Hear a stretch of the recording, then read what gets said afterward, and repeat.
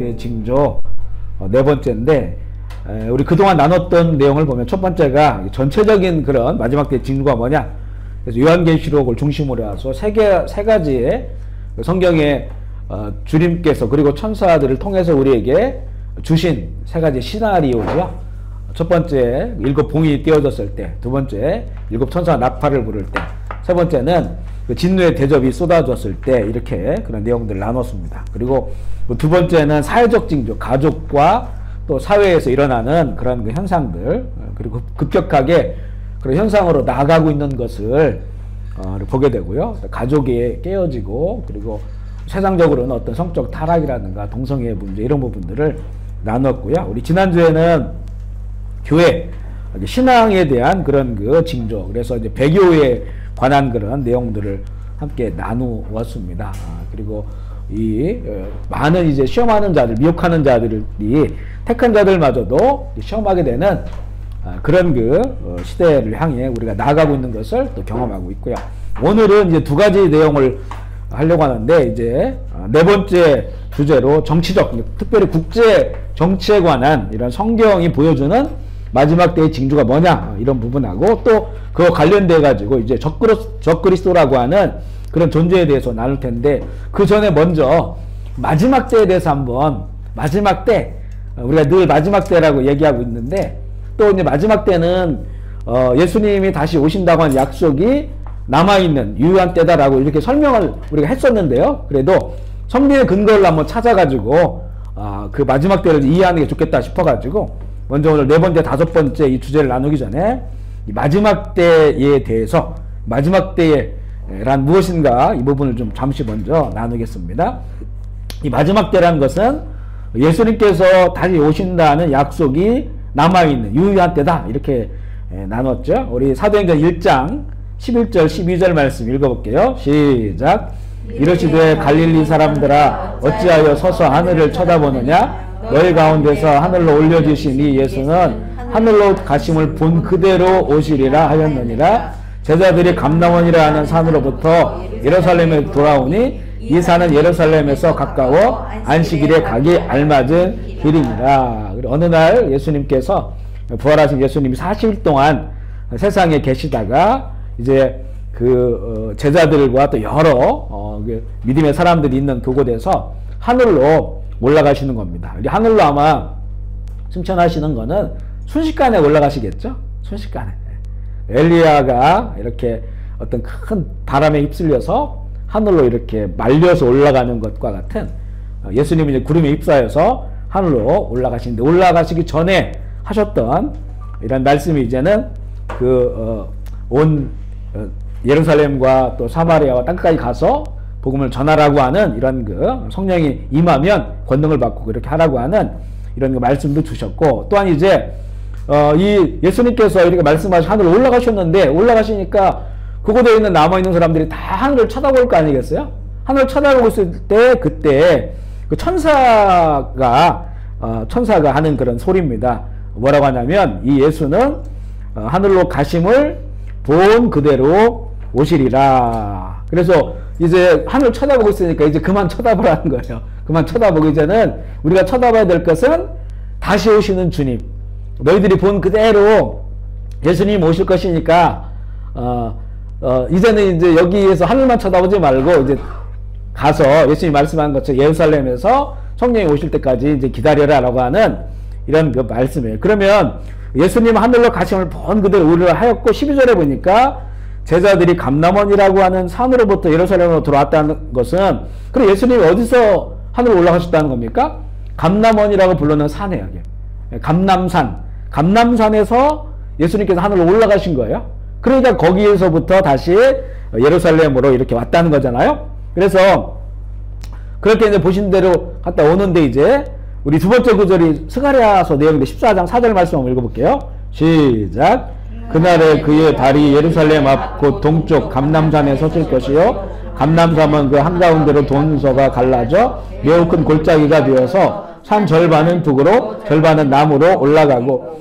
이 스가랴 선지자 어느 시대에서 지나냐면요, 이스라엘이 바벨론 포로에서 다시 예루살렘으로 돌아왔을 때, 그때 성전을 건축하잖아요.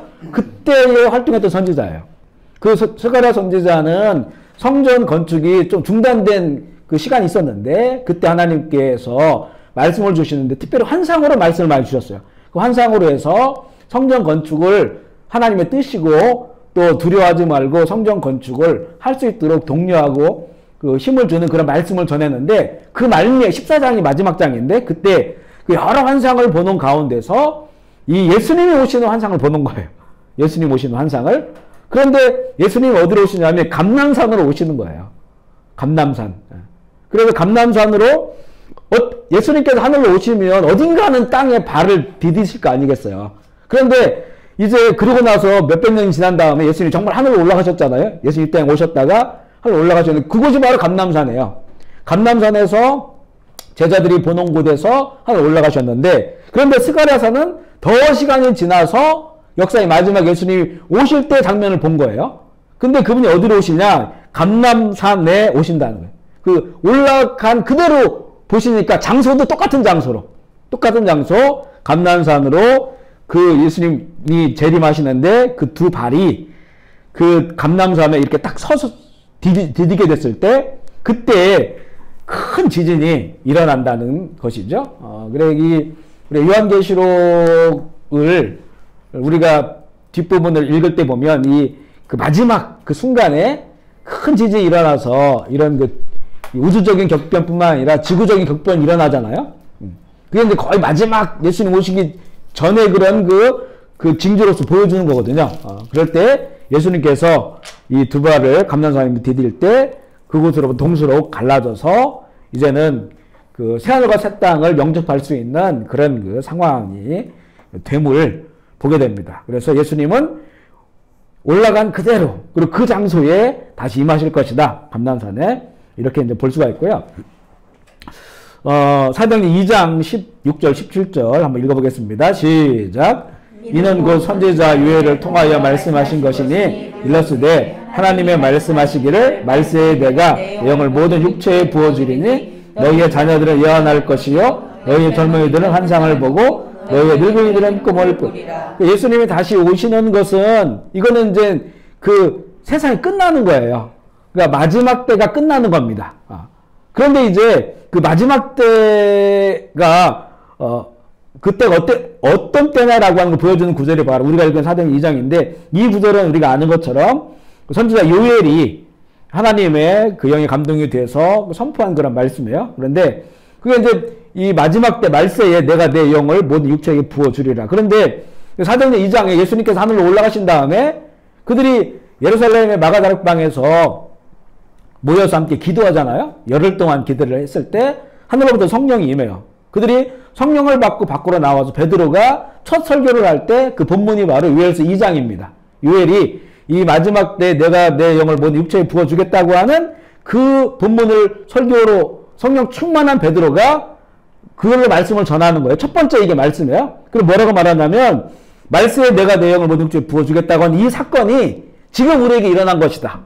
이 마가다락방에 있는 120명 우리 제자들에게 성령 충만하게 임하신 것이 바로 말세에 일어날 그 사건이 우리에게 일어난 거다. 이렇게 선포를 하는 거예요. 그러니까 이제 말세가 시작된 거예요. 예수 그리스도의 그 복음이 전해지는 그곳에서부터 말세. 그리고 이렇게 시작되어져서 말세가 언제 끝나냐? 오늘 우리가 앞서 읽은 것처럼 예수님이 다시 오실 때 이때가 이제 말세가 끝나는 거예요. 그러니까 마지막 때는 이미 2000년 전부터 시작이 되었고 또 그때 사도들도 이게 마지막 시대라고 하는 걸 알았고 그리고 지금까지 마지막 시대가 이어지고 있는 거예요. 그걸 또 볼 수 있는 구절이 그 밑에 베드로후서 1장 5절 말씀이에요. 읽어보겠습니다. 시작. 너희는 말세에 나타나기로 예비하신 구원을 얻기 위하여 믿음으로 말미암아 부활심을 받았느니라. 말세에 나타나 예비하신 구원. 이건 이제 예수 그리스도의 복음이죠. 예수 그리스도의 복음을 통하여 우리가 구원을 받는 것인데 바로 그 복음은 말세에 나타나는 거예요. 그러면 예수님 이 땅에 오셔서 십자가에 죽으시고 부활하고 순천하신 다음에 사도들이 이 복음을 전하면서 이게 이제 말세가 되는 거예요. 말세에 예비하신 구원이 모든 열방 가운데 그 구원이 임하기 시작한 거죠. 그래서 그 믿음으로 말미암아 하나님의 능력으로 부활주심을 받았다. 그래서 그때부터 이제 이 마지막 때라고 하는 그 때가 시작이 되었고 진행이 되고 있다. 이렇게 볼 수 있고요. 히브리서 1장 11절 2절도 읽어볼게요. 시작. 옛적의 선지자를 통하여 여러 부분과 여러 모양으로 우리 조상들에게 말씀하신 하나님이 이 모든 날 마지막에는 아들을 통하여 우리에게 말씀하셨으니 이 아들을 만유의 상급자로 세우시고 또 그로 말미암아 모든 세계를 지으셨나니. 그리고 구약 시대는 이 선지자들을 통해서 하나님이 말씀하셨는데 이제 이 모든 날 마지막에는 아들을 통하여 말씀하신다. 그러니까 아들이 오셔가지고 말씀을 하시고 그 아들은 하늘에 올라가셨지만 이제 성령께서 오셔서 그 예수님의 그 말씀을 우리에게 진리를 전해주시잖아요. 그러니까 아들이 오셔서 사역하시고 그 복음이 온 세계에 전해지는 바로 그 상황이 이게 바로 이제 말세다. 마지막 때다.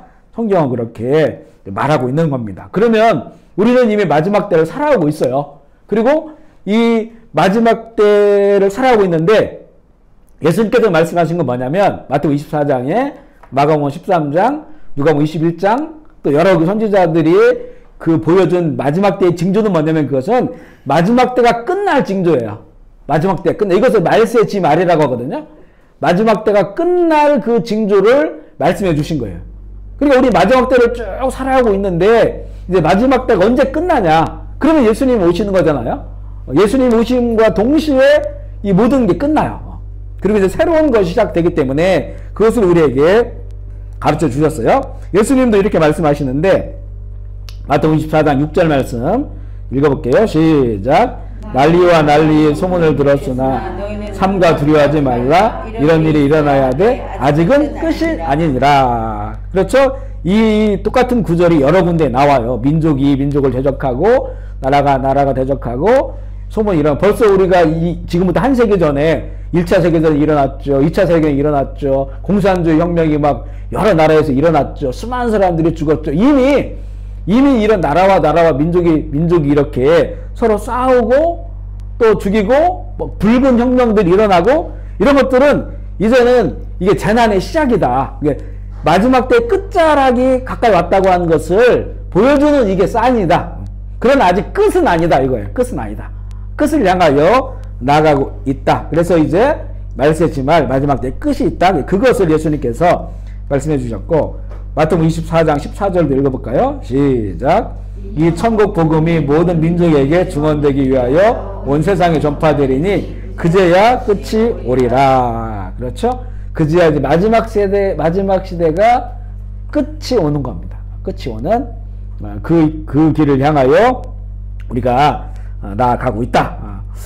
그러면 이 마지막 날의 끝이 2000년이 지금 지났어요. 근데 아직도 안 왔어요. 그러나 그런 징조는 지금 굉장히 다분히 보이고 있어요. 그런데 왜 이렇게 우리가 보기에 이게 지연되어 보이느냐? 주님 오시겠다. 사실은 예수님 시대의 사도들도 내가 지금 살아있는 이 세대에 주님 다시 오실 것이라고 하는 그런 믿음을 가지고 있었어요. 왜냐하면 그 날과 그 시는 예수님께서 모르신다고 말씀 안 해주셨으니까. 근데 분명히 너희들이 본대로 오겠다고 말씀하셨으니까. 그러니까 그 제자들도 사도들도 그런 그 주님의 재림에 대해서 우리 시대에 오실 것이다 라고 하는 이런 믿음을 가지고 살았었어요. 그리고 그런 이 내용을 담아서 복음을 전한 거예요. 그래서 되게 이 신학의 내용들을 보면 되게 종말론적인 이런 내용들이 강하잖아요. 강해요. 그런데 그 날과 시는 말해주지 않았어요. 이게 사실은 어떤 종말의 비밀, 신비라고 할 수 있는데 진짜 참신앙인은 그것이 개인의 종말이든지 역사의 종말이든지 종말이 있다고 하는 것을 믿고 살아가는 자가 그래 참신앙인이 되는 거예요. 이게 앞으로 한 몇백 년 후에나 일어날 일이다라고 생각해보면 지금 마음대로 사는 거예요. 그죠? 개인의 종말도 언제 내 인생이 끝날지 모르니까 언제 내가 주님 나라 갈지 모르니까 요즘 이제 특이한 직업군을 가진 분들을 이렇게 만나서 뭐 인터뷰하고 이런 유튜브들이 있다고 그래요. 그런데 거기에 보면 부검의들? 부검의들. 죽은 사람들이 부검하는 이런 부검의들이 국가수 뭐 몇 분 안 된다는데 그분들 이렇게 뭐 인터뷰하고 이런 걸 저 아내가 듣는 걸 여기 잠깐 들었는데 보니까 그분들 얘기가 너무 뜻밖의 사람들이 죽는 거예요. 어떤 때 보면 의외로 사람이 안 죽잖아요. 우리 이제 뚫뚫봉 이렇게 교회 들어오는 입구에 보면 집도 없고 파라솔 하나 이렇게 해놓고 사시는 아저씨가 계셔요. 근데 몸도 굉장히 뼈만 남으셨고 옛날에 신발도 이제 꼬매시고 이렇게 하는데 집도 없어요. 그냥 거기 저문하게 이렇게 돼 있고 파라솔 하나 놓고. 근데 저희가 15년 전에 그거 봤거든요. 날마다 우리가 봐요. 아직도 멀쩡하게 살아계셔요. 그러니까 뭐 어떤 게 굉장히 생명이 참 질기다 이런 그 느낌도 받지만 또 어떤 때 보면 너무 뜻밖의 그 인간의 개인 인생의 종말이 오는 거예요. 그러니까 이런 부분과 또한 예수님 오시면 모든 역사가 끝나는 거니까 이것을 늘 이렇게 의식하면서 그래서 이제 그 영원한 나라가 우리에게 있으니까 그 믿음을 가지고 살아갈 수 있도록 예수님께서 예수님도 모르시는 거지만 하나님께서 그 날과 시는 정해지지 않으신 거죠. 그러니까 거기에는 굉장한 하나님의 어떤 그 또 경륜이 그 안에 포함되어 있는 겁니다. 그래서 우리에게는 이렇게 왜 지연되어 보이는가? 베드로후서 3장 8절 말씀 읽어볼게요. 시작. 사랑하는 자들아, 그는 하루가 천년 같고 천년이 하루 같다는 이 한 가지를 잊지 말라. 주의 약속은 어떤 이들이 더디다고 생각하는 것 같이 더딘 것이 아니라 오직 주께서는 너희를 대하여 오래 참으사 아무도 멸망하지 아니하고 다 회개하기에 이르기를 원하시느니라. 우리가 보면 벌써 2000년이 지나고 참 오랫동안 이렇게 주님께서 오신다고 하셨는데 아직도 안 오셨네? 이렇게 이제 생각하는 거예요. 그런데 우리는 사실 시간 안에 있으니까 이게 2000년이지. 하나님은 시간을 초월해서 시간을 만드신 분이기 때문에 그 위에 계시니까 이게 하나님에게는 하루일 수도 있어요. 그죠? 하루. 그리고 이 시간 안에 계시지 않기 때문에 2000년도 우리에게는 길어 보이는 시간이지만 하나님에게는 이게 짧은 한순간일 수도 있고 그런데 이제 왜 이렇게 이런 시간들이 이렇게 지나가고 있느냐 그것은 명확하게 나와 있죠. 주께서는 너희를 대하여 오래 참으사 아무도 멸망하지 아니하고 다 회개하기에 이르기를 원하느니라. 그러니까 하나님께서 하나님의 뜻 가운데 이게 대의적 뜻이 있어요. 대의적 뜻은 하나님의 그 역사와 사람들을 인류를 향한 소망이에요. 소망. 히브리서서 2장 4절의 말씀처럼 하나님께서 모든 사람들이 구원받기를 원하시느니라. 이게 하나님의 대의적 뜻이에요. 그런데 그렇다고 해서 하나님께서 끝도 없이 기다리시는 분은 아니에요. 왜냐하면 또 심판과 영원한 하나님의 나라에 대한 약속이 우리 가운데 있기 때문에 언젠가 어느 순간에는 이제 이 모든 것들을 종료하고 정말 영원한 아버지의 나라를 시작할 수 있는 하나님의 정해진 그 뜻이 있어요. 그러니까 이것이 이제 성경에 보면 세 가지의 숫자죠. 이방인의 충만한 수가 들어야 되고 또 이스라엘의 충만한 거룩한 자의 회복된 수, 세 번째는 순교자의 충만한 수. 이것을 이제 요한계시록에는 그렇게 세 가지로 나누는데, 근데 이 숫자는 몰라요. 얼마나 채워져야만이 이런 하나님의 그런 모든 숫자가 채워지는지 하나님만 아시죠. 그런데 분명히 하나님께서는 오래 기다리고 참으시는 분이기 때문에 오늘 이 시간도 오늘도 주님이 안 오셨다고 하는 것은 오늘도 세계 어디인가에는 예수님의 복음을 듣고 구원받는 영혼들이 있는 거예요. 그들이 하나님을 기뻐하고 막 예수님 만나가지고 감격하고 감사하고 또 전염병에 창궐하면서 우리 인류가 얼마나 강해 보였는데 이렇게 허점이 많고 이렇게 약하구나 라고 하는 걸 깨닫는 또 어떤 사람들이 다시 죽게 돌아와서 또 예수 그리스도의 복음을 받아들이고 구원의 길로 나가는 것을 하나님께서는 보시면서 하루하루를 기다리시는 그 기다림이 결국 2000년이라고 하는 이 시간 동안 왔어요. 하지만 분명히 이거는 끝이 있다는 거잖아요. 끝이 있다. 그리고 그 끝에 다다랐을 때에 그 징조를 우리에게 이제 알려주신 거죠. 그리고 그런 징조들은 이제 세계에 너무나 이제 우리가 눈에 보고 실감할 정도의 이런 징조들이 일어나고 있음을 요즘 우리가 이제 나누고 있습니다.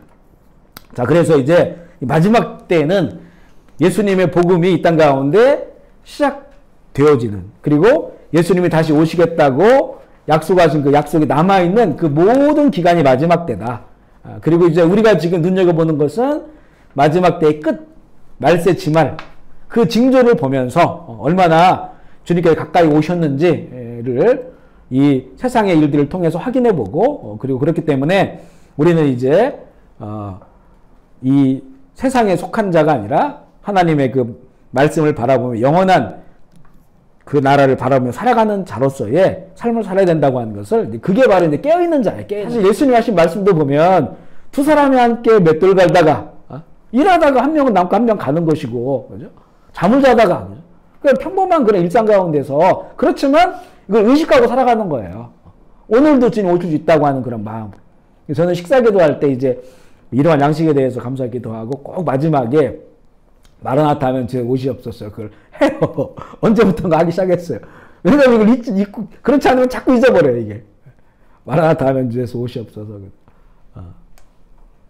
자꾸 이제, 우리가 그렇게 그걸 의식하면서 살아가는 게, 그래서 우리 교회의 찬양집에 보면 고영원 형제님 찬양이 많아요. 그 고영원 형제님이 정말 최근 몇 년 안에 지은 찬양들을 보면 다 주님 오시는 것과 관련돼 있어요. 마라나타도 그렇죠. 주님 다 이룰 때까지 그렇죠. 몇 가지가 그래요. 그 찬양들이. 그러면 이 형제 깨어있구나 이렇게 우리가 느끼는 거예요. 뭐 그분이 잠을 안 자고 밤새 기도해서 그런 게 아니고 이분 깨어있구나. 왜냐면 그것을 의식하면서 자기의 온 영감을 가지고 이 찬양을 만들어서 많은 사람들이 부르게 하고 있거든요. 바로 이런 것이 깨어있는 거다. 이렇게 이제 우리가 볼 수가 있습니다. 자, 이제 네 번째 주제로 이 마지막 때의 정치적, 여기 정치는 이제 국제적인 그런 정치의 징조가 뭐냐? 이것은 이 마지막 때의 국제정치의 방향은 뭐냐면 분열과 분쟁과 통합이에요. 따라서 볼까요? 분열과 분쟁과 통합. 분열과 분쟁과 통합. 이 서로 모순되는 것 같잖아요. 그런데 모순되는 게 아니라 이 방향으로 흘러간다. 한 면에서는 분열이 일어나고 더 큰 분쟁이 일어나고 한 면에서는 다시 통합되어져야만 하는 그런 상황으로 나가게 되는 것인데 먼저 이제 분열을 예수님이 하신 말씀 읽어볼까요? 마지막 때 끝의 징조로서의 민족, 나라, 종교, 종족 이런 그 분열과 분쟁이 심화된다. 마가복음 13장 6절 말씀 읽어볼게요. 시작.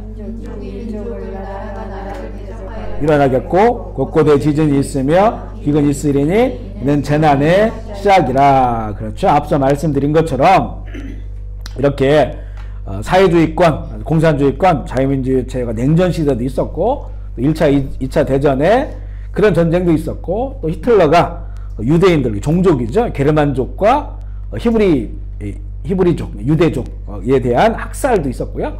이런 그 종족 분쟁 이런 것들이 이제 점점 더 강하게 일어나고 특별히 이제 종교 분쟁도 굉장히 심해지죠. 특별히 이렇게 이제 복음적 기독교 세력과 그리고 이제는 그 어떤 무슬림권 내지는 다른 이제 종교들이 연합된 그런 것. 보면 지난주에 나눈 것처럼 종교가 통합되어지잖아요. 통합하기 위한 움직임들이 굉장히 많아져요. 그러면서 또 거기에서도 이제 이 복음주의 교회권과 대립하게 되는 그런 이 대립과 분열의 양상들이 일어나고 민족과 나라도 마찬가지. 우리나라도 벌써 그 해방된 지가 70년이 지났는데도 지금도 다시 얼마든지 감정을 끄집어낼 수가 있어요.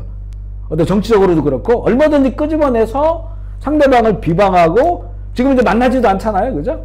서로 간에 또 막 여러 가지 소송하고 이런 거 휩싸이면 순식간에 이 민족적 감정이라고 하는 것은 순식간에 발화가 돼버리는 발화가. 그죠? 이런 것들이 지금 이렇게 그동안 좀 잠잠했다가 다시 또 불이 붙어버리고 남중국해에 일어나는 지금 이런 충돌들도 마찬가지고요. 뭐 아제르바이잔이라든가 아르메니아 지금 전쟁하고 약간 지금 그 중간에 지금 쉬고 있는 중 상태지만 그런 문제들 이런 여러 가지 종교권에 관한 그런 문제들 이런 것들이 계속해서 충돌을 하고 있고 충돌할 수 있는 근거들이 얼마든지 이들이 가지고 있는 그런 것들을 보게 됩니다. 이것이 이제 쭉 이런 모습들이 계속해서 다발적으로 일어나게 되는데 그런데 보면 한편으로는 어떤 블록들이 형성돼요. 블록. 두 번째 볼까요? 같은 세계관으로 블록이 형성되어 서로 대적한다. 우리 에스겔서 38장 5절 6절 읽어볼게요. 시작. 그들과 함께한 방패와 투구를 갖춘 아사와 구스와 붓과 고멜과 그 모든 북쪽 끝에 도갈마 족속과 그 모든 때 곧 많은 백성의 무리가 너와 함께 끌어내리라. 이건 이제 그 마지막 때에 어떤 블록이 형성되면서 하나님의 거룩한 백성들을 향하여 이제 전쟁을 치르고자 하는 이런 그 모습들을 보여주고 있어요. 그래서 여기 지금 나와 있는 에스겔서 38장 5절 6절은 고대 지명이기 때문에 지금 정확하게 현재 지명이 뭐냐? 이게 정확하게는 알 수 없지만 보면 이제 러시아라든가 또 뭐 페르시아 지금의 이란이라든가 이런 터키라든가 이런 무슬림 국가들과 또 반미하고 있는 이런 국가들의 그런 연합된 무리들, 이런 무리들이 힘을 형성해 가지고 이제는 그 이스라엘 내지는 그와 함께하는 그런 백성들과 전쟁을 치르고자 이런 통합된 그런 블록을 형성하게 되는 이런 것들을 볼 수가 있어요. 우리 시편 38편 4절에서 8절 한번 읽어보겠습니다. 시작. 말하기를 가서 그들을 멸하여 되지 못하게 하여 이스라엘 이름으로 다시는 기억되지 못하게 하자 하나이다. 그들이 한 마음으로 의논하고 주를 대적하여 에돔의 장막과 이스마엘임과 모압과 하갈이며 그발 암몬과 아말렉이며 블레셋과 두로 사람이요 아스로도 그들과 연합하여 롯 자손의 도움이 그었나이다. 이게 또 한편이 이스라엘과 이 나라를 지구상에서 없애고자 하는 또 다른 이런 블록들, 중앙아시아를 중심으로 하는 이들의 이런 블록들이 있음을 볼 수가 있어요. 그래서 지금은 이제 국가의 어떤 이익을 위해서, 냉전 시대에는 소련이 힘이 커지니까 나토라고 하는 이런 조직을 만들어 대항하잖아요. 그리고 또 이제 뒤에는 유엔이 점점 더 힘을 갖게 되면서 이렇게 그런 냉전 시대에 또 다른 힘을 갖게 되고, 또 요즘도 보면 이제 중국 1대1로를 하니까 미국 중심으로 한 환태평양, 인도 환태평양, 그 또 블록 모임이 있어. 우리나라, 들어라고 그러는 거잖아요. 들어라. 이게 외교적인 굉장히 갈등이죠. 그러면 또 중국과 문제가 되고, 뭐 이러니까. 그러니까 이런 블록들이 자꾸 만들어지는 거예요. 자국의 그런 이익을 둘러싼, 그런 블록들이 형성되어지고, 뒤에도 보면 다니엘서에 이런 내용이 한번 읽어볼까요? 우리 그 밑에 보면요. 통합 주제에 다니엘서 7장에 24절 한번 읽어볼게요. 다니엘 7장 24절 한번 찾아보세요. 시작. 그 열불은 그 나라에서 일어날 멸왕이요 그 후에 또 하나가 일어나리니 그는 먼저 있던 자들과 다르고 또 새 왕을 복종시킬 것이니. 이쪽 보면 이렇게 열왕이에요. 그러니까 10그룹. 여기서 10그룹이라고 한 것은 어떤 블록들이 형성되는 거예요. 그죠?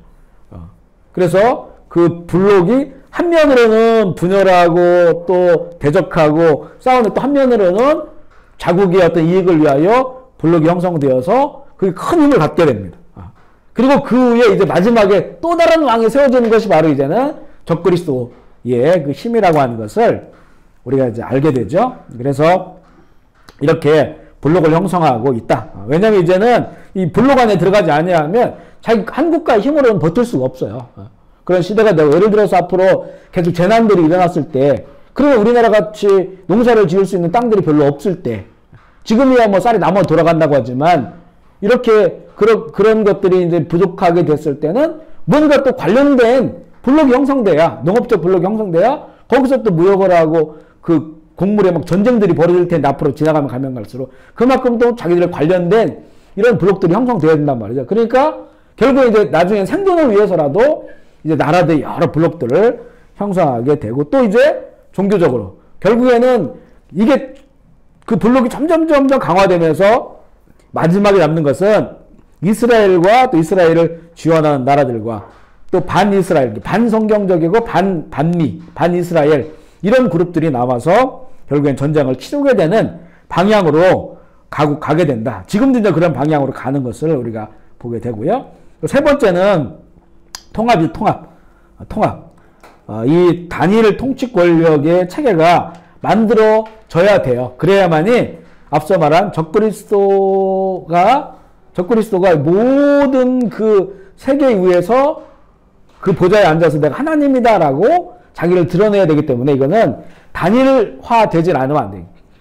세계화와 동시에 세계가 단일화가 되어지는, 그래야만이, 지금은 뭐냐면요, 세계를 단일화시킬 수 있는 시스템이 작동되고 있는 것이에요.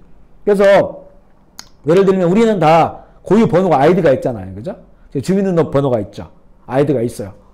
그러면 이것이 이제는 이 아이디가 통합되어지는 방향으로 나가야 돼요. 왜냐면 이제 코로나 이런 것들도 마찬가지고 앞으로 백신을 누가 받았냐 안 받았냐 하려면 이거 전 세계 사람들에게 백신이 공급되어야 되는 거기 때문에, 그러면 이제 그것을 우리 고유 번호가 전 세계의 어떤 아이디로 등록이 되든지, 얼마든지 시스템상으로 가능, 아니면 새 고유 번호를 주든지, 그리고 이 시스템 안에 들어오지 않는 사람들이 있어요.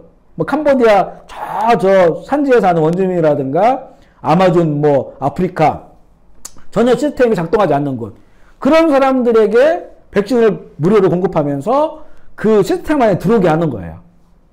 그랬을 때 이제는 이 모든 것들이 시스템적으로는 단일화가 돼요.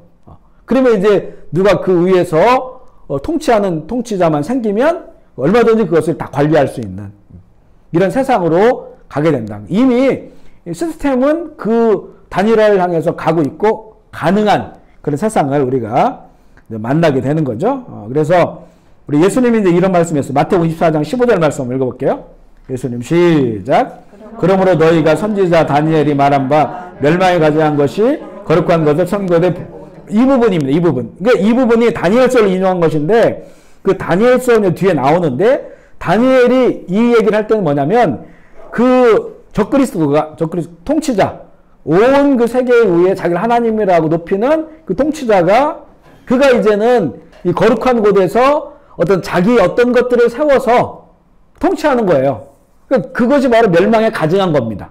이 다니엘서를 인용해서 예수님께서 멸망에 가증한 것이 거룩한 곳에 선 것을 보거든 이렇게 말씀하세요. 그러니까 예수님께서도 모든 그 세상이 이게 통제되어지고 통합되어지는 그 위에 누군가 앉아서 거룩한 곳에서 그 자기를 하나님으로 드러나게 된다고 하는 것을 암시하고 있는 그런 구절인데, 그러면 다니엘서를 볼게요. 다니엘서 7장 23절 25절 말씀입니다. 같이 읽어보겠습니다. 시작. 무신자가 이처럼 이르되 넷째 짐승은 곧 땅의 넷째 나라인데 이는 다른 나라들과는 달라서 온 천하를 삼키고 밟아 붓을 끓이며 그 열불은 그 나라에서 일어날 열왕이요 그 위에 또 하나가 일어나리니 그는 먼저 있던 자들과 다르고 또 새 왕을 복종시킬 것이며 그가 장차 지극히 높으신 이를 말로 대적하며 또 지극히 높으신 이의 성도를 괴롭힐 것이며 그가 또 때와 법을 고치고자 할 것이며 성도들은 그의 손에 붙인 바 한 때와 두 때와 반 때를 지나리라. 이런 이제 상황이 이게 이제 마지막 때의 끝자락에 일어날 그런 상황이요. 앞서 말한 것처럼 열왕이 나타난다. 그러면 이렇게 어떤 블록들이 형성되어지는 것이고, 그리고 이제는 장차 지극히 높으신 이를 말로 대적하고 적그리스도시요 안티크라스트예요. 그리고 지극히 높으신 이의 손에 이 성도를 괴롭게 할 것이고, 이제 그 성도의 환란이 시작될 것이고, 또한 때와 법을 고친다. 때를 고친다. 지금 이 때와 법을 고치는 것은, 때를 고치는 것은 우리가 지금 눈으로 실감은 잘 못하고 있는데 법을 고치는 것은 우리가 실감하고 있어요. 이 법이 하나님의 법을 고치는 거거든요. 하나님은 남자와 여자를 만드셨잖아요. 그런데 지금은 남자와 남자가 혼인할 수 있어요. 여성과 여성이 혼인할 수 있어요. 그죠? 지금 법이 지금 20여 개 국가에서 이미 고쳐졌고 우리나라도 마찬가지고 고치려고 하는 그런 상황들을 가게 돼요. 그러니까 적그리스도는 이런 법을 고치는 이런 지금의 상황과 함께하는 자예요. 적그리스도는 하나님이 만드신 법을 다 뜯어 고칩니다. 우리 지금 정치적인 성향들이 있잖아요. 그 성향들에 너무 빠져 있으면 안 돼요. 그 빠져 있으면 이걸 잘 못 봐요, 사실은. 그러니까 정치적인 성향 속에 정치적인 성향이 없는 사람은 없죠. 다 있습니다. 하지만 그 정치적인 성향은 우리의 그 하나님의 진리의 말씀 안에서 볼 수 있는 그렇게 그걸 좀 낮춰야 돼요. 그런데 이게 특별히 이제 우리나라 같은 경우에는 이렇게 남과 북의 갈등 또 남남 갈등이 좌우에 심하다 보니까 이 한쪽에 딱 이렇게 편향을 두게 되면 이런 걸 잘 못 봐요, 사실은요. 그래서 자기 성향과 정치적 성향과 비슷한 걸 계속 지원하고 있고 그렇게 되거든요. 이게 참 무서운 거다. 이것도 하나의 좀 미혹에 관련된 것인데 이것을 진리의 말씀으로 이렇게 다스릴 수 있을 정도의, 그래서 물론 그 양 진영이 다 좋은 게 있어요. 그리고 양 진영에 다 문제도 있어요. 그죠? 이것을 볼 수 있도록 그 정도의 어떤 우리가 말씀의 중심으로 서서 이것을 좀 분별할 수 있는 그런 정도의 이런 그 분별력을 가져야 된다. 이렇게 말씀드릴 수 있고요. 그래서 정말 때와 법을 고치고자 할 것이다. 그 때를 고치는 것이 이게 정확히 무슨 말씀이 지금 저는 잘 모르겠어요. 그런데 분명히 뭔가 현상들이 나타나게 될 것이다 라고 하는 것을 보게 되고, 그 밑에 보면 한때와 두때 반때에 지난다고 하죠. 요걸 일단은 보시면 한때 1, 두때 반 합하면 세때 반이에요. 세때 반. 세때 반은 그냥 횟수로 따지면 3년 반, 그리고 개월수로 따지면 42개월. 이게 계속 나오거든요. 이게 셋대 반, 그 다음에 3년 반, 그 다음에 42개월. 이게 이제 쭉 나와요. 그걸 나중에 좀 우리가 볼 수 있도록 하겠어요. 다니엘서 9장 25절, 27절 말씀 한번 읽어보겠습니다. 시작. 그러므로 너는 깨달아 알지니라. 예루살렘의 중건하라는 영이 날 때부터 기름 부음을 받은 자 곧 왕이 일어나기까지 7이레와 62이레가 지날 것이요. 그 곤란한 동안에 성이 중건되어서 광장과 요리가 세워질 것이며 62이레 후에 기름을 부음을 받은 자가 끊어져 없어질 것이며 백성이 와서 그 성읍과 성소를 무너뜨리려니와 그의 마지막은 홍수에 휩쓸림 같을 것이며 또 끝까지 전쟁이 있으리니 황폐할 것이 작정되었느니라. 그가 장차 많은 사람들과 더불어 한 이레 동안에 언약을 굳게 맺고 그가 그 이레의 절반에 제사와 예물을 금지할 것이며 또 포악하여 가증한 것이 날개를 의기하여 설 것이며 또 이미 정한 종말까지 진노가 황폐하게 하는 자에게 쏟아지리라 하였느니라 하니라. 여기서도 이제 앞서 예수님이 말씀하신 그 내용이에요. 이게 보면 포악하고 가증한 것이 날개를 의지하여 설 것이다.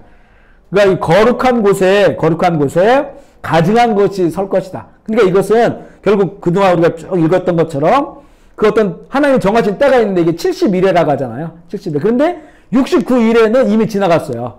이것은 예수님께서 오셔서 그 기름 부은 자가 끊어졌으니까 십자가에 죽으시고 하늘로 올라가셔서 끊어졌어요. 그런데 이제는 마지막 한 이래가 남았다는 거예요. 한 이래가 7년이라고 본다면 이 숫자는 좀 상징적인 숫자로 볼 수도 있고 실제 7년이 될 수 있을까는 그건 잘 모르겠어요. 하지만 그 한 이래 7년 7이라고 하는 그 숫자가 남아있는데 이 한 이래는 이제 마지막 때 끝자락 일어날 일이에요. 그때에 앞서 말한 그 짐승 아주 그 앞에 열왕보다 훨씬 더 그 강한 그 무서운 그 짐승이 세력을 확보하고 그리고 그가 모든 세계에 의해서 자기를 하나님이라고 자기를 높이는 거예요. 홍수처럼 그런 일들이 막 몰려 일어납니다. 그리고 그가 이제는 결국에는 거룩한 곳에 가증한 것들을 세워서 자기가 하나님이라고 총을 받는데 그래서 이것을 어떻게 이제 보통 해석하냐면요. 예루살렘에 지금 이 성전 말고 첫 번째 성전은 솔로몬의 성전이고 두 번째는 스룹바벨 성전이에요. 그 바빌론에 돌아와서 그 지은 성전이에요. 그때 총독이 스룹바벨이고 대제사장 여호수아죠. 두 번째 성전. 그리고 이제는 이 헤롯 대왕이 예수님 시대 헤롯 대왕이 그가 에돔 사람이에요. 에돔 사람인데 이 이스라엘 사람들에게 자기가 왕으로서의 어떤 그 권위를 갖기 위해서 성전을 많이 이렇게 좀 세월이 지나서 많이 이렇게 온전하지 못한 성전을 재건축을 해줘요. 건축이라기보다는 리모델이라고 할까요? 그래서 그 오랫동안 그 건축을 해줘요. 그 환심을 사기 위해서. 그거는 이제는 그 성전의 몇 번째 성전에 이렇게 이제 말하진 않고요. 그리고 남은 게 세 번째 성전이에요. 그 세 번째 성전인데 지금은 그 성전마저 다 무너졌잖아요. 그 헤롯 대왕이 리모델링한 성전도 AD 70년에 로마 군대가 다 파괴시켰잖아요. 지금 북쪽에 있는 그 그 벽만 남겨놓고 다 부서져 버렸어요. 예수님이 말씀하신 것처럼 돌 위에 돌이 하나도 남지 않게 되었는데 그런데 이제 이 거룩한 곳에 이 가증한 것들이 세워지는 것은 바로 제3성전이 지어지고 그리고 그곳에서 제3성전은 이제는 모든 종교의 통합을 상징하는 성전이 되는 거예요. 지금은 이제는 현재까지는 불가능해요. 왜냐하면 그 성전 터에 모스크가 있으니까. 지금 불가능한데 이제 앞서 말한 것처럼 이 이스라엘도 지금 주변의 나라들과 바레인하고 UAE하고 평화협정 맺었잖아요. 이런 것들이 좀 더 확대되어지면서 뭔가 어떤 그 기술에 의하여 그곳에 성전이 세워지게 되면 이거는 이제 전 세계적으로 가장 거룩한 곳이 돼요. 거기가. 이미 이제 그곳에서 지금 유대교, 기독교, 무슬림이 거기에 다 뭐라고 합니까? 그 중요한 곳이잖아요. 거기가요. 새 종교가 탄생됐다라고 부르잖아요. 거기에. 그러니까 이제는 그곳에 이 적그리스도가 내가 하나님이다라고 설 곳은 바로 여기예요. 이것이 바로 전 세계를 단일화시키고 통합시키는 그 궁극적인 어떤 권력의 그 정점이 바로 그곳에서 세워지는 거죠. 선포가 되어지고. 이렇게 되어지는 것을 예수님께서 이제 말씀하신 다니엘서를 이 본문에서 말씀하신 그 내용이 바로 이런 흐름으로 우리가 가고 있다라고 하는 것을 좀 이해하시면 되겠습니다. 우리 네 번째 정치적 징조 나눴고요. 다섯 번째 적그리스도 보겠습니다. 첫 번째 보면요. 많은 적그리스도와 적그리스도가 있는데 이걸 좀 분별해 볼 필요가 있어요. 요한 1서 2장 18절 말씀 읽어볼게요. 시작. 아이들아 지금은 마지막 때라 적그리스도가 오리라는 말을 너희가 들은 것과 같이 지금도 많은 적그리스도가 일어났으니 그러므로 우리가 마지막 때인 줄 여기 사도 요한이 쓴 거죠. 벌써 사도 요한의 그 시대에도 이게 이제 마지막 때다. 그 마지막 때 왜 마지막 때라고 하냐면 적그리스도들이 이미 활동을 하고 있다는 거예요. 그런데 여기 보면 많은 적그리스도들이 일어났고 그러므로 우리가 마지막 때인 줄 안다 이렇게 얘기하고 있어요. 그래서 많은 적그리스도들은 무엇냐? 이미 활동하고 있는 그 이 교회가 시작되어진 초대교회 시대부터 활동하고 있는 많은 적그리스도들은 적그리스도의 영을 가진 자들이에요. 적그리스도의 영을 가진 자. 사단도 그 아주 오랜 기간 하나님께서 허용한 그 역사 가운데서 일을 하잖아요. 그러니까 그 사단의 영이죠. 사단이 이 세상 가운데서 자기 영을 통해서 자기들이 계획한 일들을 하게 하는 거죠. 예수 그리스도의 복음이 이 땅 가운데 시작되니까 더 적그리스도가 더 강력하게 활동을 하면서 이 적그리스도의 영, 안티크라이스트예요. 그죠? 적그리스도는 안티크라이스트의 영들이 활동을 하니까 초대교회에서부터 이 복음에 그 물타는 사람들, 복음을 혼합시키고 복음에 무언가를 첨가시키고 유대인들 같은 경우에는 복음에 자꾸 율법을 첨가시키려고 하고 또 아니면 헬라인들 같은 경우에는 당시가 헬레니즘 시대였기 때문에 그 헬라의 철학, 그래서 어떤 그 이원론이라든가 이런 부분들, 그 영과 육을 완전히 구분해가지고 영은 거룩하고 육은 이 더럽다 이래가지고 예수님께서 육체적으로 오셨다고 하는 건 그건 거짓이다. 그건 하나의 겉으로 드러나게 나타내려고 하는 모습뿐이지 실제로는 예수님은 영으로 오셔서 영으로 존재하고 가신 거다. 십자가의 죽음도 그건 실제 예수님의 고통이 아니다. 왜냐하면 하나님이신 영이 어떻게 고통을 당할 수 있느냐 이런 것들이 이제는 그 초대교회에 굉장히 만연돼 있었어요. 그래서 이 초대교회 우리 이제 바울 서신이라든가 그 사도들의 그 성경을 보면 그 부분에 대해서 굉장히 어떤 것이 진리인지를 더 성령 안에서 밝히고자 하는 그런 강한 그 의도들을 가지고 있는 것을 보게 됩니다. 그만큼 초대교회부터 긴 것 같은데 아닌 거, 그죠?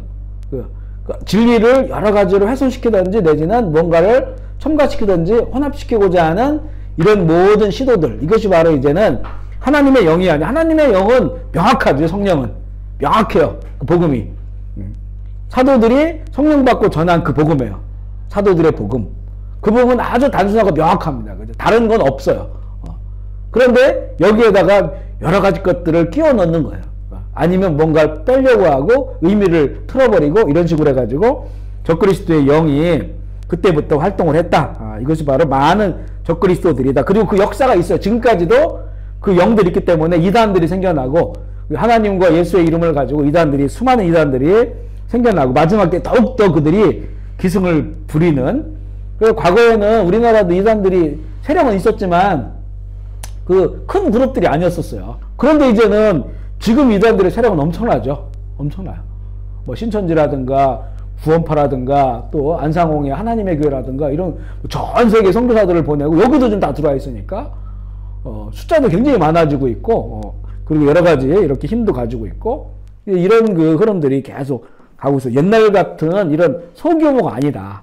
굉장히 규모가 커지고 그리고 이제는 어떤 영향력을 갖게 되는 이런 그 적그리스도의 영, 많은 적그리스도들 이미 일어나서 활동을 하고 영향을 가지고 있다 이렇게 볼 수 있고요. 그리고 이제는 적그리스도 앞서 우리가 읽었던 것처럼 모든 그 세계 위에 자기 하나님이라고 이렇게 서 있을 사단이 어떤 권세를 주는 거죠. 그 존재 마지막 때의 끝에 출현하여서 세계를 통치하는 적그리스도. 이것은 하나의 처음에는 시스템적인 것이고 두 번째는 인격적인 형태로 나타나서 모든 시스템을 관리하는 그 위에 서게 되는 그런 자로 볼 수가 있어요. 먼저는 시스템이에요. 계시록 13장 16절 17절 읽을게요. 시작.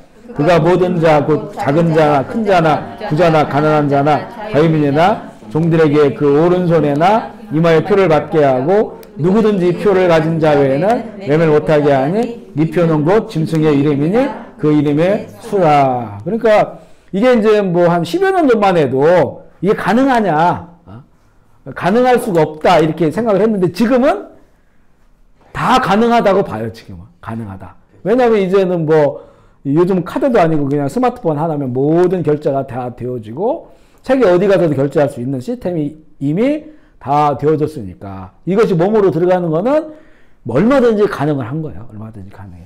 그러니까 이런 시스템들이 만들어지는 것이 결국에는 이 방향을 향해서 나가게 되는 적그리스도의 등장을 향해서 나가게 하는 흐름인 것을 우리가 이제 보게 됩니다. 그리고 이제 두 번째는 인격적으로 나타난다. 계시록 13장 18절 읽어볼게요. 시작. 지혜가 여기 있으니 분명한 자는 그 짐승의 수를 세어보라. 그것은 사람의 수니 그의 수는 660. 분명히 여기 보면요. 짐승의 수를 세어보라. 그것은 사람의 수니 그의 수는 666이라. 성경에는 그를 짐승으로 상정화시켰어요. 그런데 결국 그는 사람의 수를 가지고 있어요. 우리들 모두가 다 사람의 수를 가지고 있어요. 저는 6724로 쭉 시작되는 그 주민등록번호 제가 있잖아요. 그죠? 태어났을 때부터 지금까지 계속 어떤 사람이기 때문에 가지고 있는 숫자가 있어요. 그죠? 이 짐승도 마찬가지예요. 마지막에 그 짐승도 사람의 수를 가지고 있기 때문에 그는 사람이에요. 인격으로 나타나는 거예요.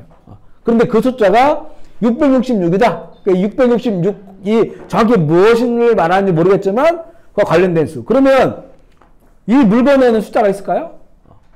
물건에는 이거 우리 살 때 바코드 다 있었죠. 숫자가 있어요. 짐승들 숫자 다 있습니다.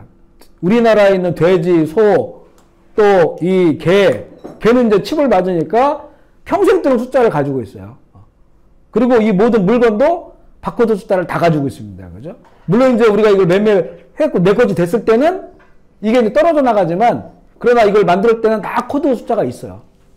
코드 숫자가. 이거는 이제 물건의 숫자고 짐승들은 짐승의 숫자가 있고 사람의 숫자가 우리는 우리의 주민등록번호 같은 이 숫자가 있어요. 마찬가지로 그 짐승의 그 수가 있는데 그는 사람의 수다 그것은. 그 사람이라는 거예요. 사람. 결국에는.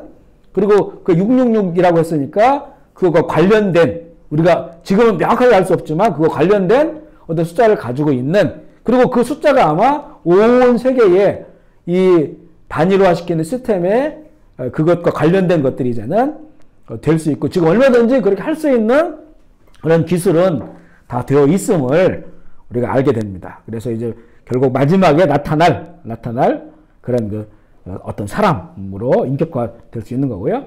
두 번째는 우리 지난주에 나눈 말씀인데 이건 불법의 사람이라고 말하죠. 데살로니가 후서 2장 3절 4절 읽어볼게요. 시작. 누가 어떻게 하여도 너희가 미혹되지 말라. 먼저 배교하는 물질. 그날이 이르지 아니하리니 그는 대적하는 자라 신이라 불리는 모든 것과 숭배함 받는 것에 대항하여 그 위에 자기를 높이고 하나님의 성전에 앉아 자기를 하나님이라고 내세우느니라. 이렇게 했죠. 그러니까 예수님의 말씀하고 똑같아요. 거룩한 곳에 선 가증한 것. 그리고 다니엘서 똑같죠. 그는 누구냐. 그는 온 세상에 숭배함을 받는 것에 대항하여 그 위에 자기를 높여요. 그러니까 온 세상 사람들이 숭배하는 게 있어요. 무슨 이렇게 다른 종교를 가진 사람도 마찬가지고 또 뭐 북한 같은 경우에는 막 김일성을 숭배하고 그 다 그죠? 이슬람 숭배하는 게 있는데 그 모든 숭배하는 게 통합된다는 거예요. 그 위에 자기를 높이는 거예요. 단일화죠. 단일화. 우리 기독교에도 이제는 음료들 배교한 기독교이죠. 결국 이 적그리스도를 하나님이라고 인정하게 되는 거죠.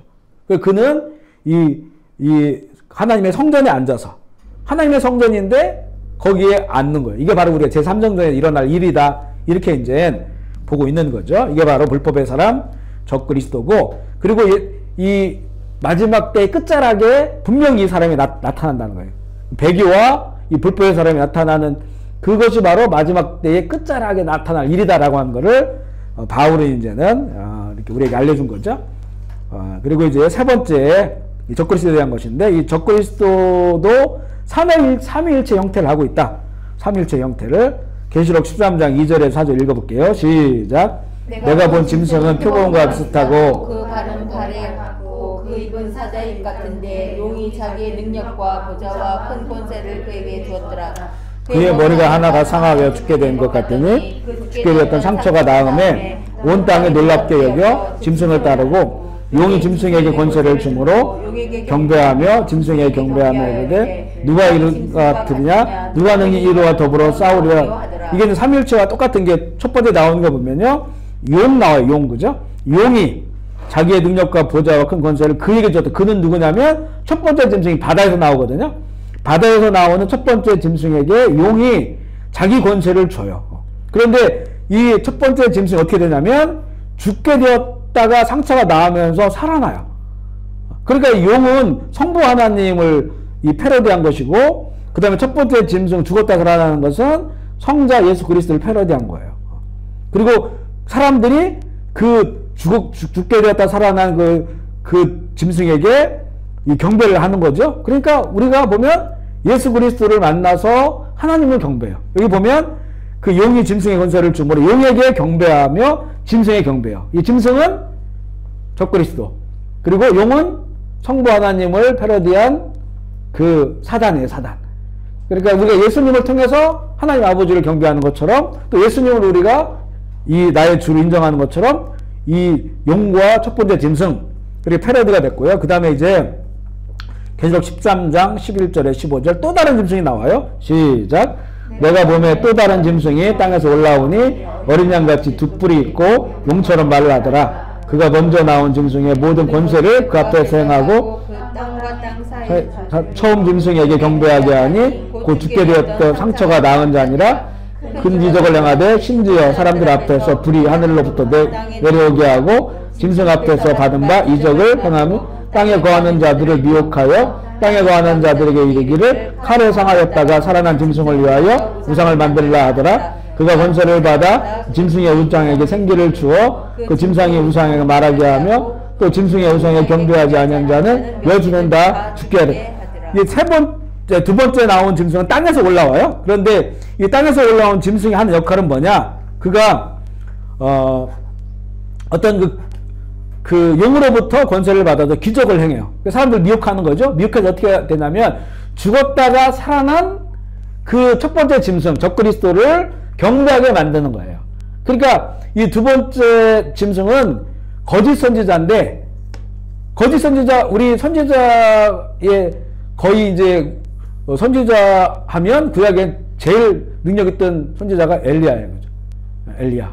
엘리야가 엄청난 그런 능력을 행했단 말이죠. 그러니까 엘리야가 그 거짓 선지자들과 이렇게 이제 그 전쟁을 싸움을 할 때 하늘에서 불이 내려오잖아요. 그것처럼 이 두 번째 짐승이 하늘로부터 불이 내려오게 해요. 그 성령님이 어디서부터 오셨죠? 하늘로부터 성령이 내려와요. 성령 역할은 뭡니까? 성령 역할은 진리이기 때문에 예수님을 잘 믿고 하나님을 더욱더 잘 알아가게 하는 역할이에요. 그러니까 이 짐승이 바로 이 성령의 거짓 선지자면서 성령과 같은 역할을 하는 거예요. 성령과 같은. 하늘로부터 불이 내려오게 하고, 그리고 이제는 이 죽었다 살아난 적그리스도를 숭배하게 하고, 우상화시키고, 그 다음에 용을 경배하게 하는 그런 역할을 하는 거예요. 성령님이 하신 그런 일을 그 거짓 선지자가 하는 거예요. 그렇게 이제 이 삼위일체를 패러디한 용과 첫 번째 짐승 적그리스도, 두 번째 성령 역할을 하는 거짓 선지자, 이렇게 이제 볼 수가 있어요. 그러면 또 다른 게 있어요. 이건 이제 그 삼위일체와 같은 패러디지만, 그러면 교회가 있잖아요. 교회. 이 교회를 또 대적하는 게 뭐냐? 그거는 바로 음녀입니다. 음녀. 우리가 지난주에 나누었던 교회가 배교할 것이다. 바로 이 음행하는 것이 배교거든요. 다른 걸 사랑하는 거죠. 배교자. 더 사랑하는 거예요. 그죠? 그들은 예수의 이름을 가지고 있고 하나님을 알고 있지만 그러나 배교예요. 그러니까 이들이 바로 참된 교회, 참된 성도를 대적하는 음녀. 이렇게 이제는 이게 영적 전쟁의 그룹이 이렇게 나눠지는 겁니다. 그래서 한 그룹에는 성부 하나님, 성자 예수 그리스도, 성령님, 그리고 참교회가 있고, 한 그룹에는 사단, 용이 있고요. 그 다음에 적그리스도가 있고, 그 다음에 거짓 선지자가 있고, 그리고 음녀가 있다. 이렇게 이제 영적 전쟁을 치르게 된다. 그리고 이 셋은 또 하나예요. 셋은 하나, 분리되지 않는 하나. 성부 하나님, 성자 예수님, 성령 하나님 하나인 것처럼 이 용과 첫 번째 짐승, 두 번째 짐승은 또 같은 영으로 하나로 되어 있는 이렇게 돼서 영적 전쟁을 치르게 됨을 우리가 이제 이해를 해야 되고요. 그러면 이제 적그리스도가 이제 마지막 때 나타나서 그가 온 세상을 통치하는데 이거를 한 일회의 통치인데요. 이때 이제 우리가 보통 7년 대환란이라 말하는 사건이 일어나는데 다니엘서 9장 27절 말씀 읽어볼게요. 시작. 그가 장차 많은 사람들과 더불어 한 일의 동안에 언약을 굳게 맺고 그가 그 일의 절반에 제사와 예물을 금지할 것이며 또 포악하여 가정한 것이 날개를 의지하여 것이며 또 이미 정한 종말까지 진노가 황폐하게 하는 자에게 쏟아지리라 하느니라 하리라. 앞서서 나눈 그런 말씀이죠. 그래서 마지막 한 일회가 남았다. 앞서 하나님께서 71일을 정했다고 했고요. 69일에는 예수님의 그 죽으시고 부활하시고 그러니까 끝났어요. 그리고 이제는 열왕의 세상 이렇게 오고요. 그리고 이제 마지막 그 짐승이 나타나서 이 한 일에 7년이라고 하는 그때에 그가 이제는 온 세상에 하나님이 되어서 온 세상을 다스리게 되는 그 한 일회를 말하고 있는데요. 다니엘서 12장 1절 말씀 읽어볼게요. 이때는 이제는 환란의 때입니다. 시작. 그때에 내 민족을 호위하는 큰 군주 미가엘이 일어날 것이요 또 환란이 있으리니 이는 개국 이래로 그때까지 없었던 환란일 것이며 그때 내 백성 중에 기록된 모든 자가 구원을 받을 것이라. 다니엘도 이제 그 마지막 장에 이 정말 이 온 세계가 역사가 시작된 이후로 이런 환란이 없을 것이다. 그런 큰 환란이 있을 것이다. 그러나 그 환란이 결국은 그 거룩한 사람들이 구원받는 그런 그 시간이 된다 말씀하고요. 마태복음 24장 21절 예수님께서 말씀하신 거예요. 시작. 이는 그때 큰 환란이 있을 게 있음이라. 창세로부터 지금까지 이런 환란이 없었고 후에도 없으리라. 그래서 예수님께서 말씀하신 이 마지막 때 정말로 큰 환란이 있다.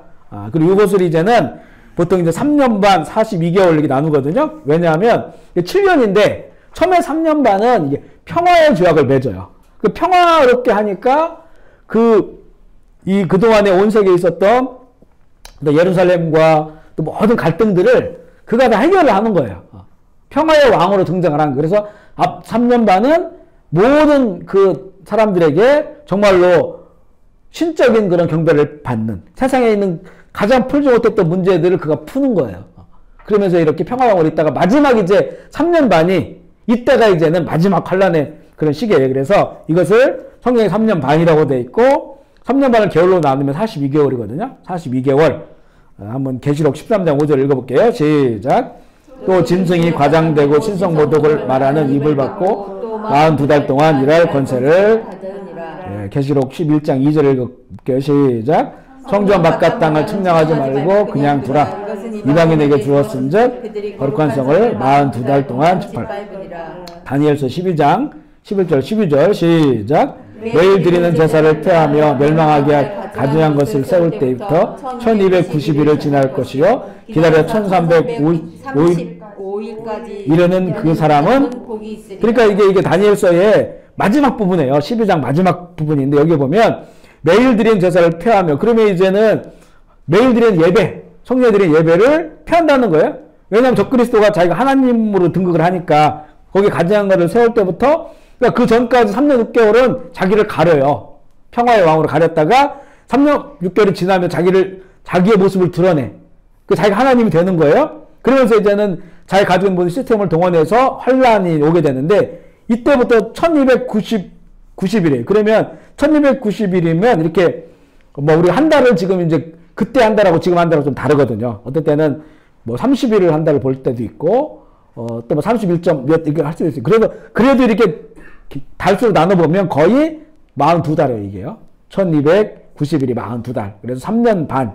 그리고 나서 거기서 45일을 더 지나면 1335일이 돼요. 그러면 복이 있으리라. 그러니까 아마도 이 짐승이 3년 반 동안 이렇게 큰 대환란을 일으키고 그 왕으로 되어 있다가 결국에는 주님 오셔서 다 이렇게 청소하시고 이렇게 회복하시는 그런 그 어떤 그 상징적인 숫자로 이것을 보여주신 것이 아닌가. 그리고 상징이 아닐 수도 있고요. 실제 이런 시간일 수도 있고 상징적인 수로도 볼 수. 저는 모르겠습니다. 정확하게는. 그래서 그러나 성경이 이렇게 내용을 보면 분명히 그런데 이건 끝이 있다는 거예요. 그죠? 정해진 시간 안에서만 허용된 그런 그 사단이 자기가 하나님이 된 그런 사건들이 있을 것임을 말하고 있고요.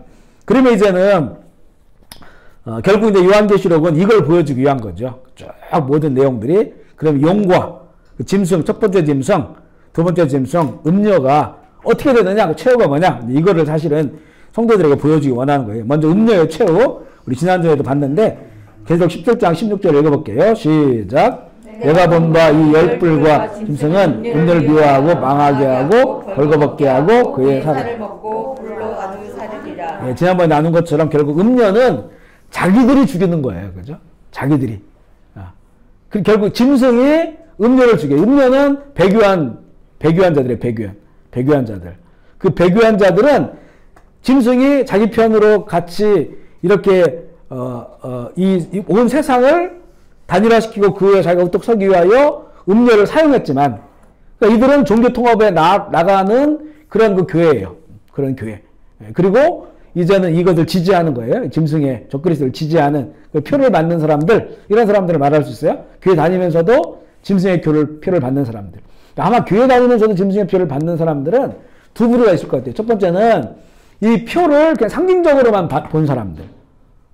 성경은 이것을 구체적으로 말씀하고 몇 번이나 이걸 받으면 안 된다고 했는데 이걸 상징적으로만 인식한 사람들일 테고, 또 하나는 돈을 너무나 좋아하는 사람들. 돈 없으면 살 수 없는 사람들이에요. 이 표를 안 받으면 거래를 못 하니까 우리 해외에 나와 있는 우리들 집 못 가요. 표를 안 받으면. 표를 꺼내야 되는데 어떻게 여기서 베트남으로 걸어가가지고 베트남에서 중국으로 해서 북한으로 가지고 가야 되지. 암울하죠, 이렇게 보면. 암울해. 표를 안 받으면 이제는 결국 그런 세상이 말세는 온다는 거, 이게 이제 환란이죠, 환란. 그죠? 그러니까 그런데 정말 세상을 좋아하고 돈에 빠져있고 이러면 표를 안 받을 수가 없어요. 교회 다니더라도. 그러니까 자꾸 합리화시키는 그런 교리되지는 그런 신앙을 만들어내는 거죠. 그걸 합리화시키는. 그러다 보니까 이제는 결국에는 이 배교한 자들. 그러나 그들은 결국 누가 그걸 죽이냐면 음녀들은 짐승이 죽이는 거예요. 짐승이. 자기 편인 것처럼 하다가 결국에는 그들을 다 이렇게 잡아먹게 된다. 불로 사른다. 되고요. 그런데 결국은 이것도 하나님의 심판임을 말씀합니다. 계시록 19장 2절 시작. 그의 심판은 참되고 의로운지라 음행으로 땅을 더럽게 한 큰 음녀를 심판하사 자기 종들의 피를 그 음녀의 손을 갚으셨도다 하고. 그렇죠. 정말 참 성도, 참 그 교회, 음녀들이 그들을 죽이는 거예요. 음녀들이. 그죠? 그래 결국 그들을 갚아주시는 것이 짐승이 그의 살을 먹고 불에 사르는 것으로 하나님 심판을 하게 됐고요. 그 다음에 두 짐승의 첫 번째 짐승 적그리스도와 거짓 선지자의 최후가 뭐냐? 계시록 19장 19절 20절 읽어볼게요. 시작. 또 내가 보매 그 짐승과 땅의 임금들과 그들의 군대들이 모여 그 말탄 자와 그 군대가 더불어 전쟁을 일으키다가 짐승이 잡히고 표적을 행하던 거짓 선지자도 함께 잡혔으니 이는 짐승의 표를 받고 우상에 경배하던 자들을 표적으로 미혹하던 자라. 이 둘이 산채로 유황불 붙는 못에 던져지고. 보세요. 여기 둘이지요. 둘. 그죠? 그리고 적그리스도가 하나 나오고 그 다음에 적그리스도를 우상화시키는 거짓 선지자가 나오는 거예요. 첫 번째 짐승, 두 번째 짐승. 그리고 이 둘은 산채로 잡혀서 유황불 불무는 곳에 던지는데 이들이 무슨 일을 했냐면 짐승의 표를 받고 그의 우상에 경배하던 자들을 표적으로 미혹했던 자예요. 표적과 이적을 통해 가지고 정말 이 짐승의 표를 받고 짐승이 하나님처럼 하게 했던 그 경배를 받았던 짐승과 그렇게 하게 했던 거짓 선지자가 유황불 붙는 거. 이건 이제 두 번째 사망으로 들어가는 거거든요. 영원한 지옥이죠. 그리고 이제는 그러면 우두머리, 사단의 최후는 뭐냐? 계시록 20장 1절로 3절 시작. 또 내가 보니 천사가 무저갱의 열쇠 쇠사슬을 그의 손에 가지고 하늘로부터 내려와서 용을 잡으니 옛뱀 마귀요 사탄이라 잡아서 1000년 동안 결박하여 무저갱에 던져놓고 잠그고 그 후에 임봉하여 1000년이 지나도록 다시는 만국을 미혹하지 못하게 하였는데 그 후에 반드시 잠깐 노이래라. 그러니까 이제 용은요, 이 짐승들은 잡혀서 불못에 먼저 들어가요. 걸천지자는. 그런데 용은 그냥 쇠사슬을 묶어가지고 무저갱에다가 음부죠. 거기에 가둬놔요. 그리고 이 세상에는 천년왕국이 시작돼요. 천년왕국은 그동안 이제는 표를 안 받고 목배임 당하고 그 순교한 이런 사람들이 이 땅 가운데서 왕노릇하는 거예요. 그걸 보라는 거예요. 그동안 용이 사단이 거짓 선지자가 짐승이 자기가 왕이 됐었잖아요. 실제 온 지구를 다스렸잖아요. 그리고 자기가 왕이 되고 됐잖아요. 이 사탄은 하나님 위에 서고자 했는데 그 앞에서 그는 무정에 가다 놓고 이 땅 가운데 그 순교한 성도들, 참 성도들이 왕노릇하는 세상을 1000년 동안 만들어요. 그리고 그가 잠시 놓여요. 잠시 놓이니까 또 세상에 뭔가 이 미혹하는 자가 놓이니까 술렁거릴 거 아니에요. 그때 이제는 마지막 이제는 그 하나님의 역사가 일어나는데 계시록 20장 10절 말씀 읽어볼게요. 시작.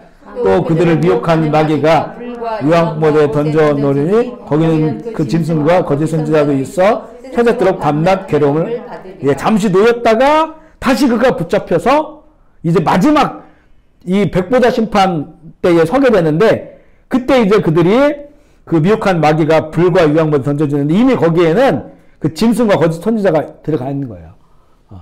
이미 거기 둘은 불과 유황못에 빠져 있고 이 마귀가 이제는 잠시 놓였다가 다시 잡혀가지고 그곳에 들어가서 밤낮 괴로움을 받는데 20장 14절 시작.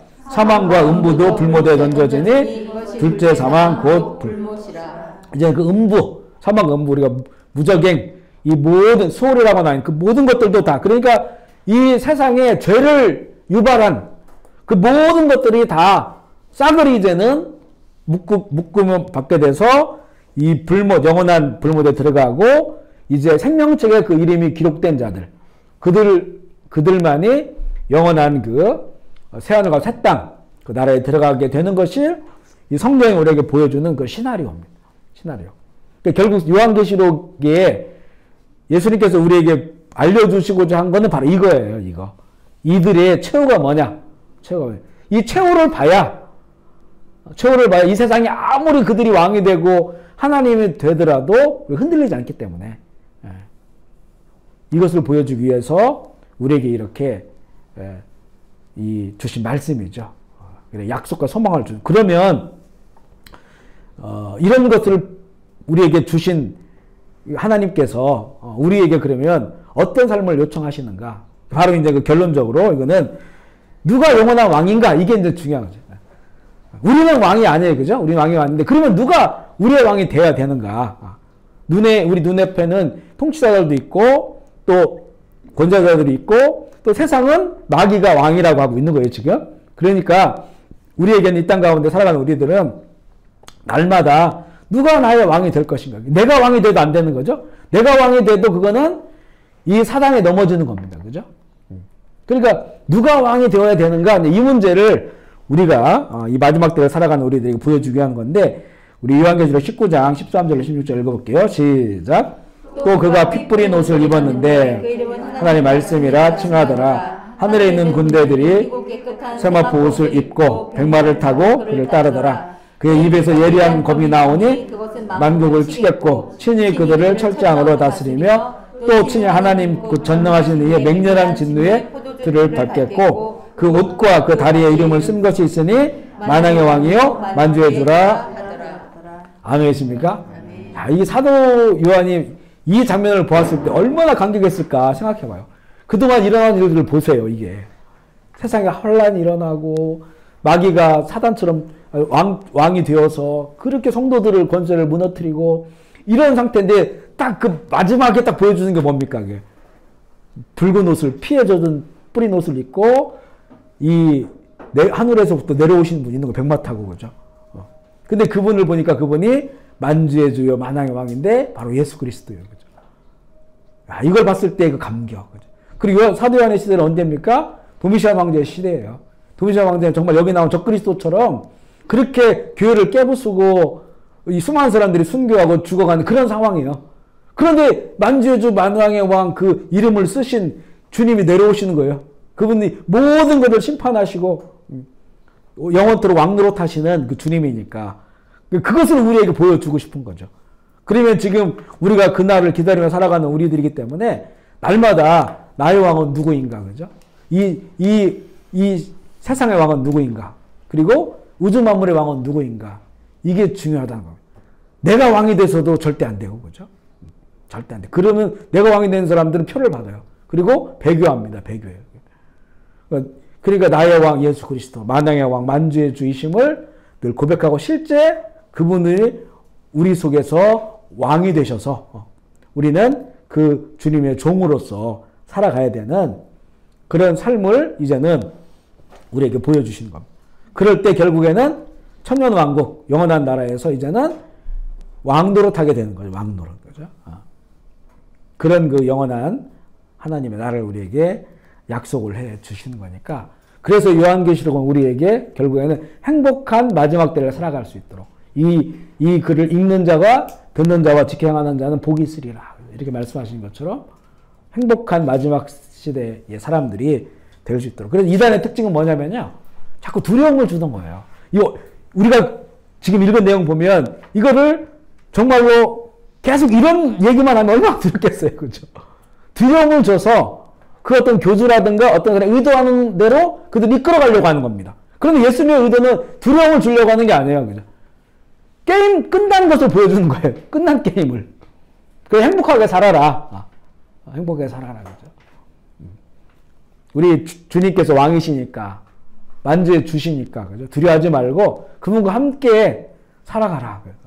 그러면 얼마든지 짐승의 표를 이길 수도 있고, 어떤 그 성도의 권세가 무너지는, 깨어지는 그런 힘듦과 어려운 일도 이길 수 있고, 또한 주님께서는 피할 길을 늘 주신다고 했으니까, 그죠? 그 피할 길이 우리를, 이런 환란 전에 우리를 데리고 가시는 것일 수도 있고, 그러니까 사실 이게 환란 전에 일어날지, 환란 중에 일어날지, 환란 끝나고 일어날지 사실 모르겠어요. 그 부분을 명확하게 말씀하시는 분들도 있는데, 저는 읽어보면 이 말도 맞는 것 같고, 저 말도 맞는 것 같고 해서, 말씀은 그건 어떤 건지 모르겠는데, 그런 성경의 약속은 여러 부분에서 우리에게 환란을 면하고 피할 길을 주신다고 하는 것 또한, 내지는 그 환란을 이길 수 있는 또 은혜를 주실 수도 있으니까, 환란 가운데서라도 그 믿음을 가지고 만왕의 왕 만주의 주를 더욱 사랑하면서 그분과 함께 살아가는 것이 중요하다, 이렇게 생각할 수가 있을 것 같습니다. 자, 이렇게 마무리를 하고요. 우리 함께 기도하고 또 마치도록 할게요. 오늘은 이제 따지고 보면 세 가지를 나눴어요. 저 마지막 때에 대해서 나누었고, 그 다음에 이제는 이 마지막 이 성경에 나와 있는 어떤 정치적인 것, 국제적인 정세가 어떻게 될지, 분열과 통합으로 간다라고 하는 거고, 세 번째는 적그리스도, 그리고 이 부분의 결론은 뭐냐? 만왕의 왕 만주의 주 예수 그리스도. 우리가 마음으로 좀 결단하면서 같이 기도하고, 또 우리도 그렇게 살고, 우리 교회 모든 성도들이 그렇게 살기를 원하고, 우리 가정, 자녀들에게도 정말로 내가 왕 되지 말고, 또 세상에 그 어떤 것 왕 삼지 말고, 만주의 주 만왕의 예수 그리스도를 우리의 왕으로 섬기면서 살아갈 수 있도록 결단과 함께 기도하시겠습니다.